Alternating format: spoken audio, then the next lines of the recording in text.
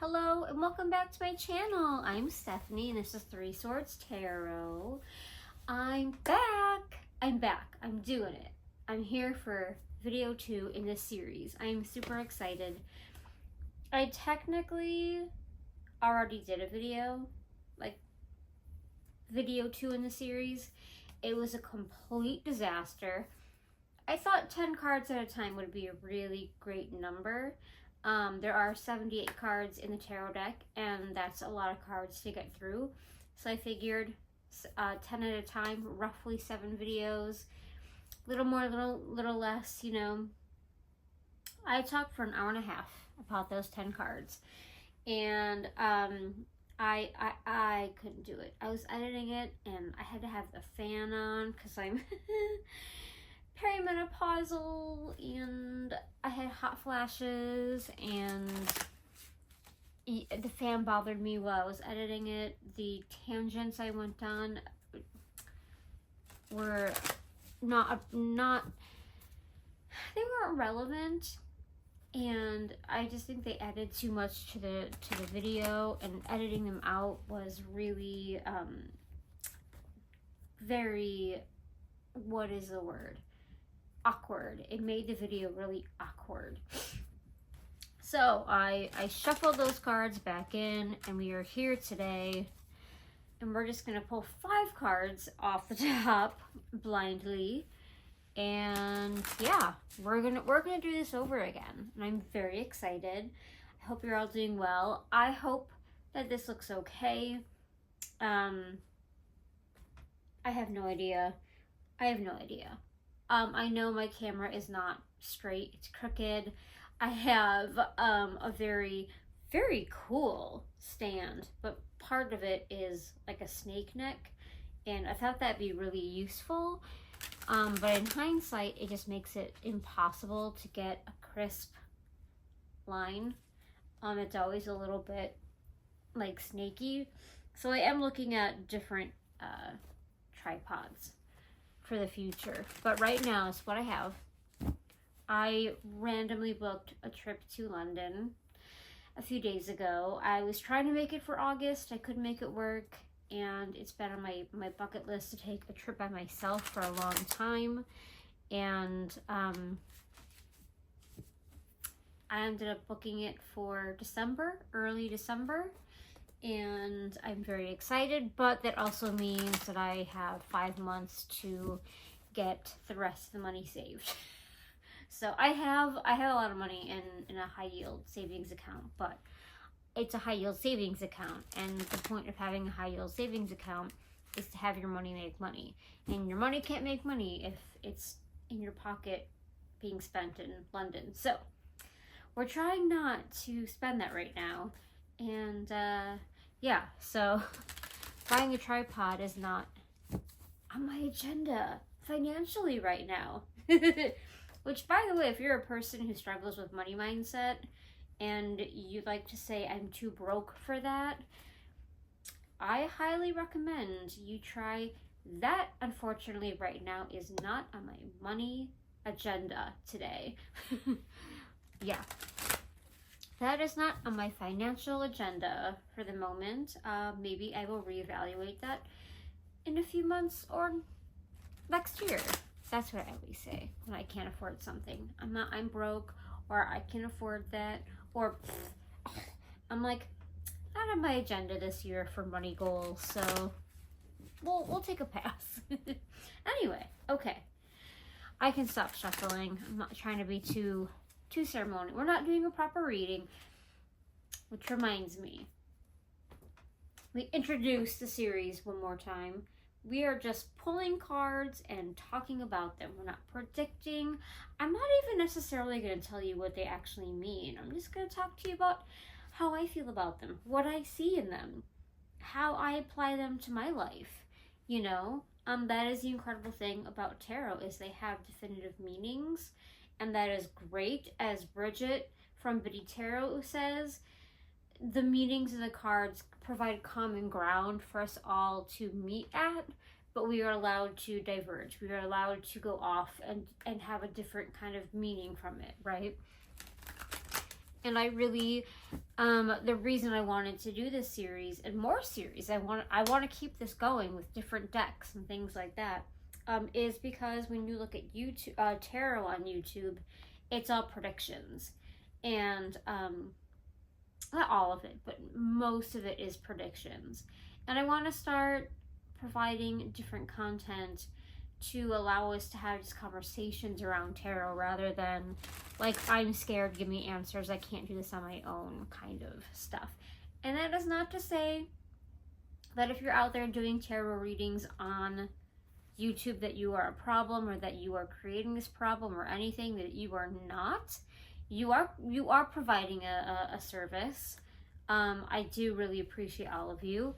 I just think, you know, people like me who are interested in having different conversations should also provide a service, right? Like I can provide a service for you. Let's hang out in my bed with my stuffed animals and let's talk. I really debated about the angle and the closeness. The last video that I had to scrap, I pulled the camera way in and I didn't like it. I felt a little embarrassed that you could see so much of my stuffed animal collection. And I was, this drives me nuts, the fact that none of my pillowcases ever fit my pillows anymore. There's always like the end sticking out, and I felt really sloppy and really silly. And I love these pants when I'm standing up, but sitting down they poof out like crazy and you can see it. And I was just like, oh my gosh, girl, like calm down. We're just creating an environment where we can be friends hanging out. It's not that big of a deal. So here I am. Let's pull some cards. I'm just gonna blindly pull 5 cards off the top, and we're gonna talk about them. I'm gonna split it. Ooh, that was a shallow cut. Okay, we have 1, 2, 3, 4, 5. Another thing I'm not gonna do is worry too much about getting the cards close to you. I'm going to recommend Googling them. If I have time and energy, I will insert close-ups. But for right now, I just need to, like, another reason why that video took so long was because it was me, like, I can see I can see on my watch, what's going on here, but it times out. It's timed out now. I have to click it open the app, and I just got really sick of it. So we're gonna not do that. We're gonna hope and pray everything is in shot, and you can either Google the card with me and look at it on like a device, or I will, if I can remember and I have time, I will insert it here. I'm already hot. Oh, I can't turn that fan on though. You guys have to look at my little pasty legs. Okay, let's pull from the top now. What card is it? The Fool. The Fool is, when I first started getting into tarot, the Fool really challenged me. I really hated it. I felt responsible for him. I felt responsible for his dog. I was like, you are gonna fall off that cliff. And I don't like it. I don't like it. You're scaring me. The cliff is scaring me. That dog is like scaring me. That dog is right on the cliff edge. Like, when that dog comes down, it's gonna be falling. I did not feel any kind of freedom. I didn't feel anything whatsoever. It just scared the crap out of me. I didn't like it. It didn't matter how much I read about it. Now, I see the Fool as open and receptive and more carefree. I love getting it as advice. I love that message of, like, for me, it's the begin again. It's the don't worry, you're safe, I've got you card. It's I can't wait. I think after this deck, I'm going to do the Lightseers Tarot deck, and I'm going to post it so that like you can see the two cards, like the normal card with the Lightseer Tarot's card next to it. Because I love that Fool. I think it was seeing that Fool card that made me start kind of falling in love with the Fool card. But I love him so much. I love his tunic. His tunic, I'm beginning to develop, I don't know if I want to say a relationship, but a conversation with myself is starting around the tunic. And I can't remember, I could take my glasses off. I can't remember what is on the tunic. They're flowers, I think. I'm sure there are many of you screaming at the screen right now, telling me what the heck it is. But there is something about that is starting to like kind of bubble up for me. Also, he's got a little like, you know, a little knapsack, like the hobo knapsack tied to the end of his rod, of his staff. And it's making me think of like, I think between the tunic and the little rucksack, it's giving like luxury vibes for some reason. Like I just can't help but see him as like covered in Louis Vuitton or something like that. Like I don't know. And I don't know why it's coming up for me that way. And like why now and what it kind of means for me or for the Fool. Right? Like I don't really know. I need to research that. Anyway. Maybe if I do and something comes to my mind, I'll do a little like future Stephanie update. I'll cut in on myself and I'll tell you, but whenever I get this card now, I'm like, that tunic is saying something to me. I don't think it's saying what traditionally is meant by what's on the tunic. Anyway, let's move on to the next card, shall we? Oh, God. I hate this card. Page of Swords.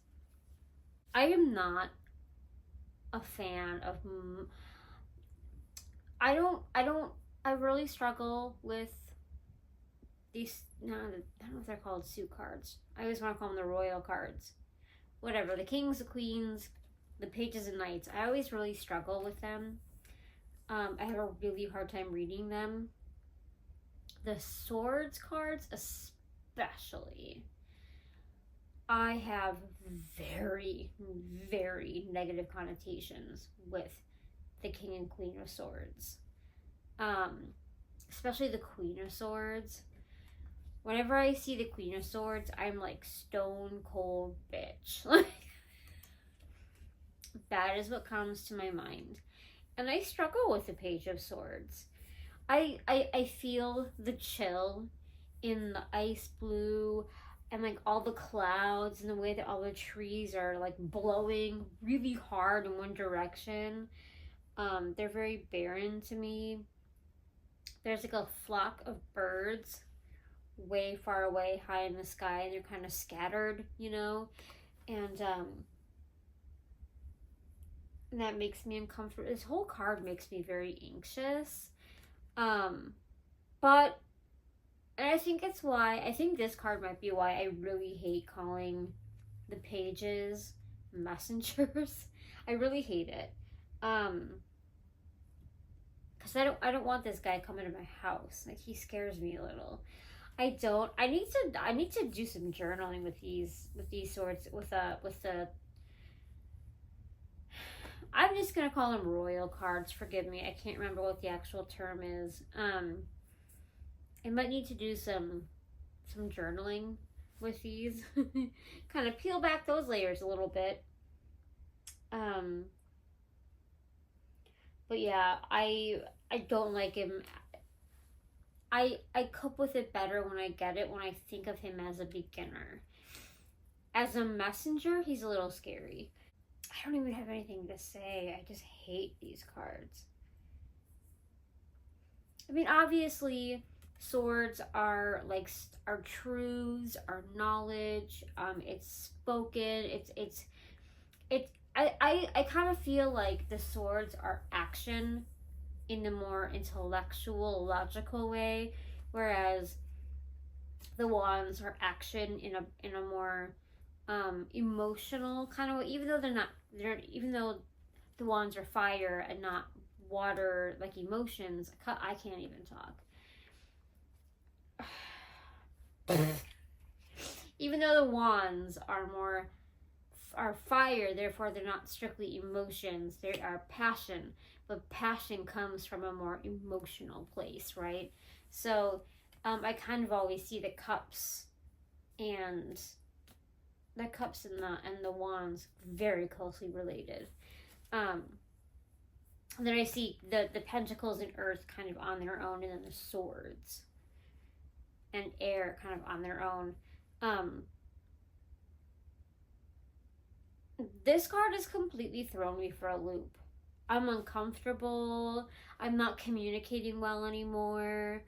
I want to stop recording. I need to journal with this card, I think. I don't like it, and I hate when it comes up. I kind of, as a beginner with the sword, I do kind of feel like it is, like when I pull it, I think about being clumsy with what I'm trying to say and being mindful, maybe taking some time with what I want to say rather than just taking a swing at it. I think, okay, let's remember we're a beginner here. Like, this is, maybe let me work on this idea before I present it, or let me not rush to talk to that person. Let me slow down and like think a little more. Let me practice that conversation with myself. And I'll spend a few days pretending like that person's in front of me, and I will practice saying what I'm, like, the difficult thing I need to say, you know? Yeah. What do you guys think? I forgot to ask you what you think about the Fool. Tell me in the comments. I really want to hear. What is your relationship with the Page of Swords? I would love to hear. Do you like him? Do you hate him? Do you not trust him? Do you feel like safe when that card is here? Do you feel like, okay, all right, like as advice, do you feel like you know where you are with it? Or do you feel a little like, oh, I don't really know what to do with this? I would be very curious. Let's move on. This is gonna be a short video. I'm pretty excited about that, because then maybe if I do really short ones, I can do more a week. Anyway, let's move on to the next one. Two of Pentacles. Two of Pentacles, man. This is another card I really struggle with, but I also really, really love.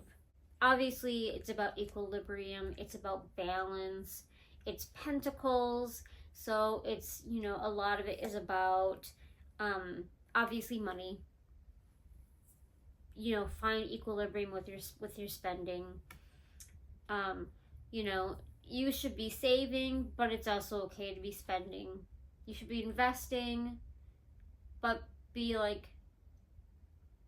safe with your investing, you know. There's the ships in the background on the water. Wee, like riding those waves, and it's like, you know, watch out for your emotions, because when you're high, you're willing to do some stuff, and when you're low, you're not going to be so willing to do some stuff. So be careful. I feel like this is a really cut or dry. On a financial level, this is cut or dry. What frustrates me is when this card comes up for like an emotional reading. You know, that's where I'm like, ooh, you know. I mean, even then, it's always about equilibrium. It's about give and take. It's about harmony. It reminds me of how money is supposed to work, but it doesn't, you know? We're supposed to make money so we can spend money, right? But then you've got these billionaires who are just taking all that money. you know, and it's not being cycled back. Like, I don't know how I don't know how I'm trying to say this. The eternity symbol with the Two of Pentacles just reminds me of what financial abundance is about. How it's supposed to just keep, it's supposed to keep moving from hand to hand to hand, you know? Obviously, we have to save. Excuse me, like with my trip to London, I will have to save money. I can't just get a paycheck and be like, oh, there's a hot potato. I can't hang on to this money. Like, we should. Like, it's okay for us to save for things. It's okay for us to invest. It's okay for us to make money, you know. But it is meant to flow. We are meant to flow. You know? We're meant to go with the flow of the high and the low. And our money is meant to flow. I find this card so interesting. I don't get it very often.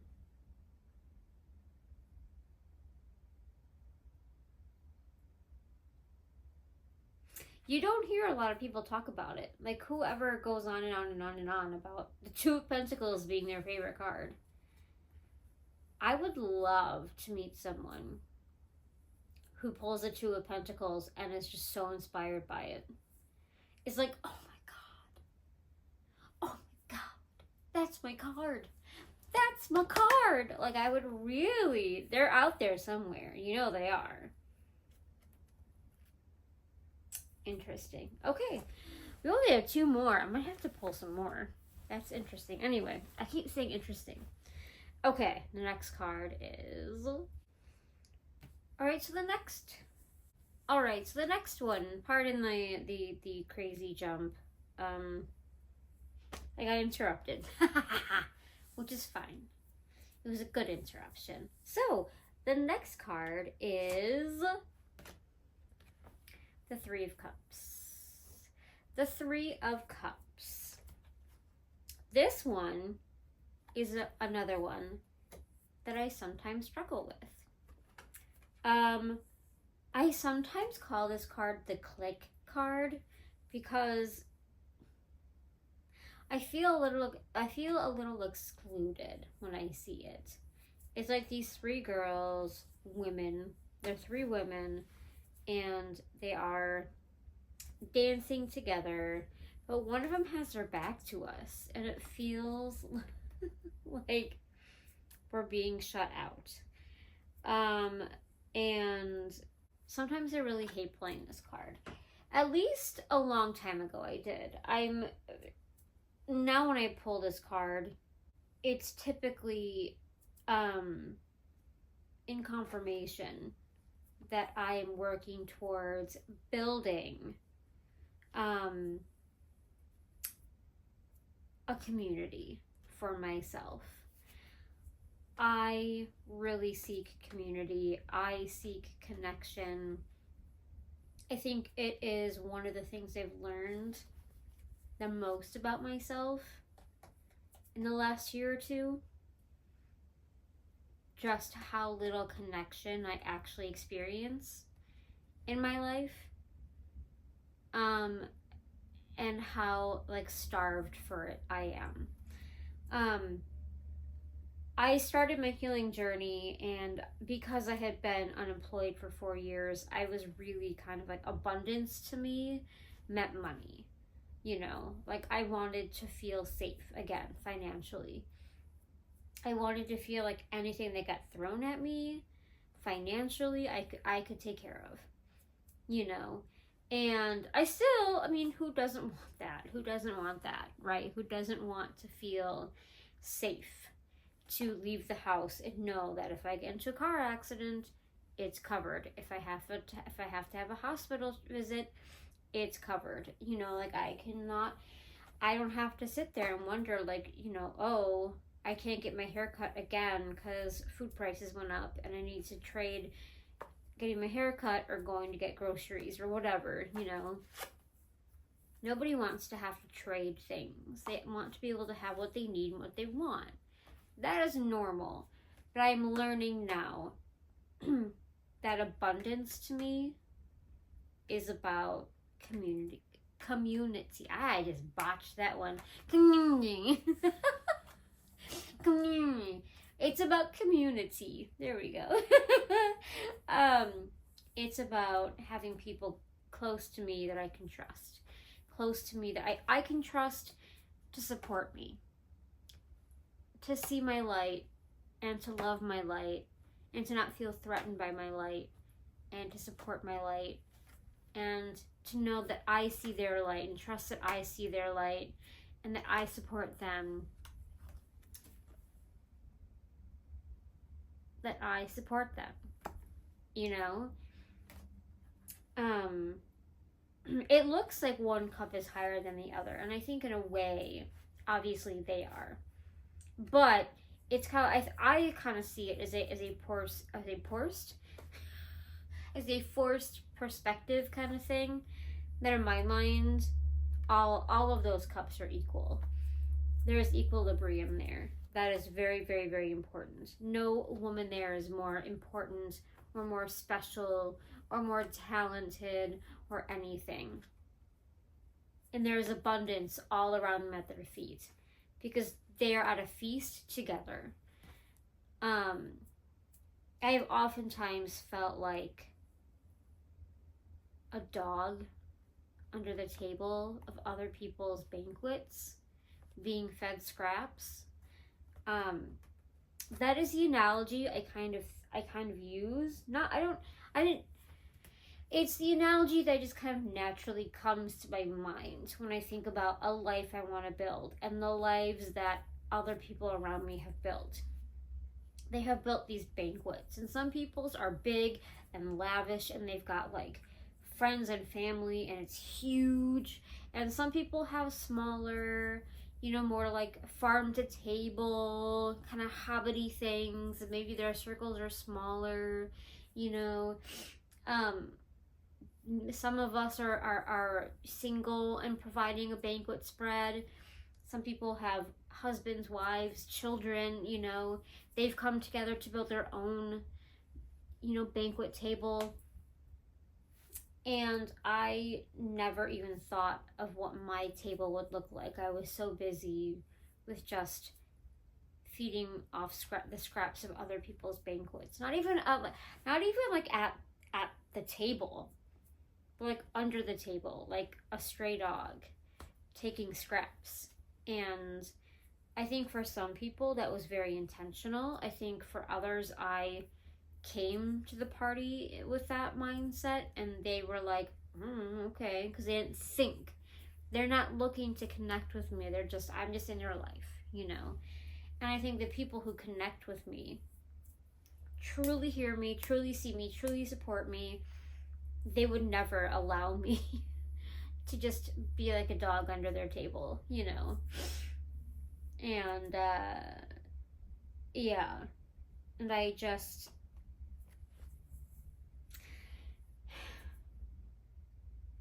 Yeah, 3 of Cups. I've had a real journey with this one. And I think you could tell the stages of my healing. That in the beginning, I felt shut out.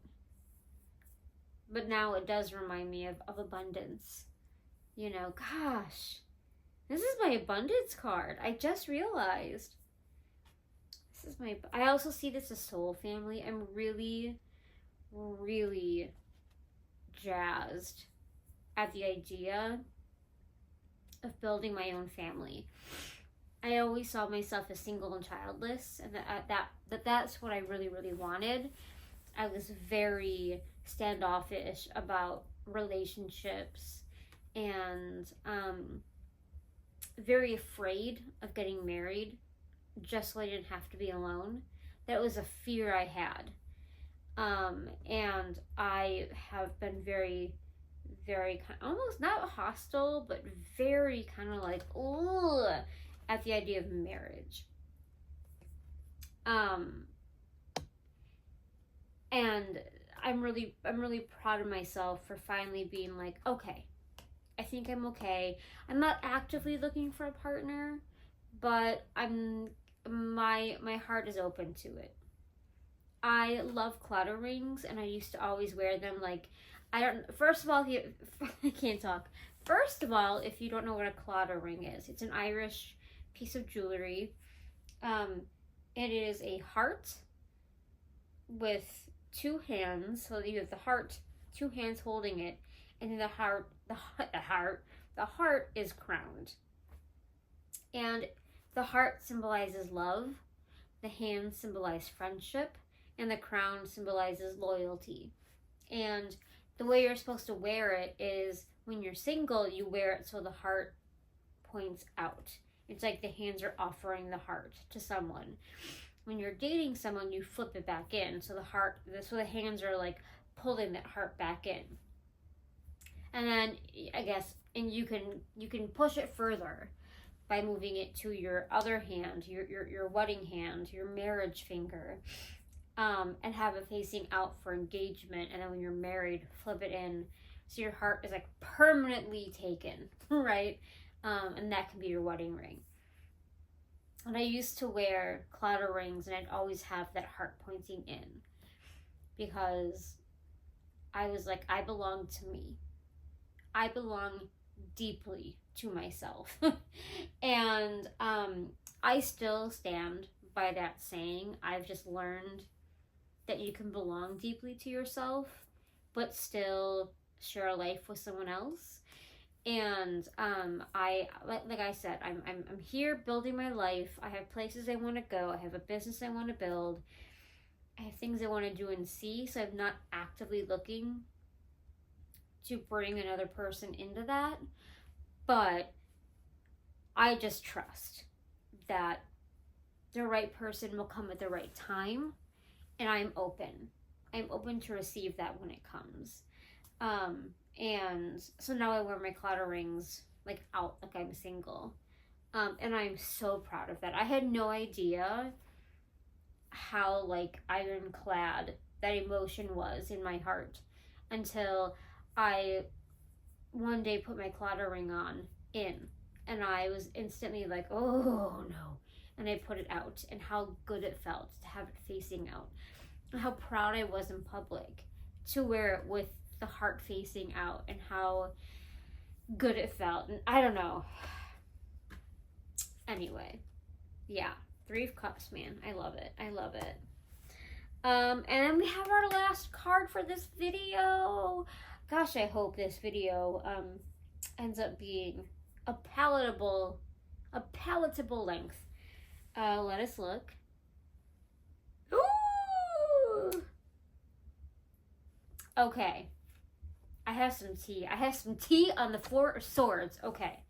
I will be posting or like inserting in this video a close-up of this card because I will need to look at it. Okay, so Stephanie, if you're watching, go ahead right now, babe, right now. Put her up. I need a sip of my La Croix. My La Croix.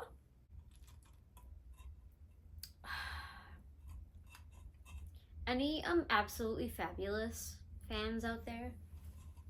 And the running Christian La Croix joke. It's a La Croix. La Croix. Anyway, I'm obsessed with absolutely fabulous. And my goal is to I've got two archetypes that I love and I completely love and vibe with, if that's the right word. It's Eddie Monsoon minus like the obscene amount of drugs and alcohol, and then Moira Rose. I want to grow up to be both of those women. I think really I'm a Moira Rose because I really like my fashion to be more on the like put together but still extravagant side. But yeah, moving on. Four of Swords. We're getting back on topic here. We're getting back on topic faster and harder, you guys. Okay, so I have really struggled with the Four of Swords because I mostly come across it on YouTube pick-a card readings. I was doing some research on this card, and I didn't realize how many websites described the card accurately. And like how many people on YouTube describe it inaccurately. But if you've never seen the Four of Swords and you have no idea what it's about, it is the card of rest, right? You're supposed to. It's warning you. Maybe you're burnt out. You're hitting some walls. You should take some time out and rest and recuperate. And they always say that this is a man asleep on a bed. That he's resting. And you need to get some rest. And let me describe to you what I'm seeing. Okay, we've got the window. A stained glass window, right? And we have a person kneeling before someone. That person looks to be Mary, maybe Christ. They have a halo that says Pax for peace. That to me is very Christian-y. It's to me it's like a Christian figure and someone kneeling in fealty, Fealty, if that's the right word and the right. They're kneeling in respect and in reverence to this holy figure. This makes me believe we're in a church, right? And we then have these three swords on the wall. But in my perception, they're not like actual swords hanging on a wall. They are swords carved into a wall, meaning they cannot be removed. They are part of the wall. They are part of the church. Below that, you have not a man on a bed. You have a tomb. It is a tomb. I believe it is medieval in nature. Historically, I think you saw these in the medieval era. It's like a sarcophagus. I don't know if that's something that is just related to the Egyptians, but it's a stone box with a lid, and it's an effigy of a man, of the person in there. And what happened is, if you were of nobility or if you were wealthy enough to have one of these, you were buried above ground in a church in one of these, and you could be like 80 years old and they would still carve you looking young. The point was to carve you at the prime of your life with your hands in prayer, to show just how pious you were. It didn't matter if you were actually pious. You could be the most horrible man or woman in the whole world, and you would still be made to look like you were in just continual prayer, permanent prayer to God, right? And there's a sword along the side of the sarcophagus, coffin, whatever you want to say. That is also just carved in. It's not the actual sword. And so what I'm seeing is swords are, in this particular instance, I am seeing swords as truth. And the three carved swords being carved into the side of the church being truths that have been decided, that are legitimate. These are the accepted truths based on a moral compass that is quite strict and dogmatic, that maybe is not always going to be nice to all groups of people. And this person's sword is not on there. This person's sword is buried with them. And I always see this and I think, what truth or action am I hiding because it goes against what I'm told is acceptable? You know, what, and this is where I think like the sleeping comes in, because like, what thing am I sleeping on? Because I'm afraid of the fallout of going against what is being told to me. That is like literally the part of the fabric at that point, being carved into the walls of the church. It's essentially the fabric of that church. What am I being forced to hide or sleep on? You know, and am I willing to do it to the point that I take it to my grave? You know? And the fact that this isn't a man on a bed, it's, you know, it's a man carved into a status of constant prayer to the quid pro quo. Like, even when you're gone, they'll force you to be remembered as being like, you know, like, what action or truth do you need to take action on? Because you risk taking it to your grave. Which I know is, like, with the numerology and the 4, like, I kind of feel like it goes against that.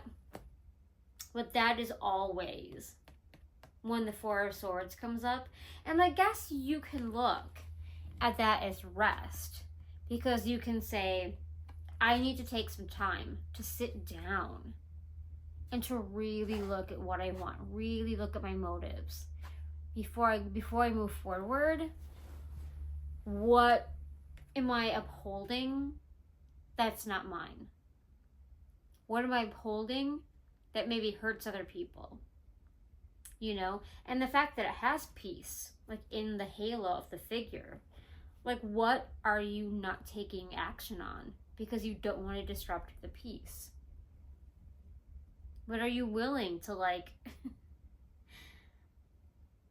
the figure being carved into a faithful stance where he has no choice but to be in that, like, to be forever, you know, loyal, really creeps me out. And it makes me very uncomfortable, and it really gives me pause, you know? And, yeah, this card, man, I've had a journey with this card. I've had a big journey with this card. Yeah, let me know what you think. That are my 5 cards. Those are my 5 cards. Please leave me a comment about any of the cards that you talked about today. That we talked about today. And let me know what you think. If you agree, if you disagree, if you have anything to add. What do you see in them? What are your relationships with them? I would really like to know. Yeah, and so that's it. Apparently, I can't end this video. Apparently, I'm on the struggle train with ending the video. One of these days, I will have proper tea for my tea and tarot video. For now, it's hot, and I am needing to drink cold things.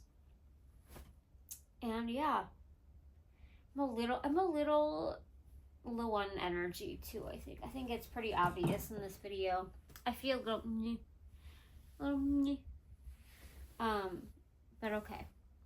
Next time I'll be like really on point, and then you'll be annoyed. You'll be like, God, she's too much. Never. Anyway, okay. I'll see you next time. Thank you so much for watching. Bye.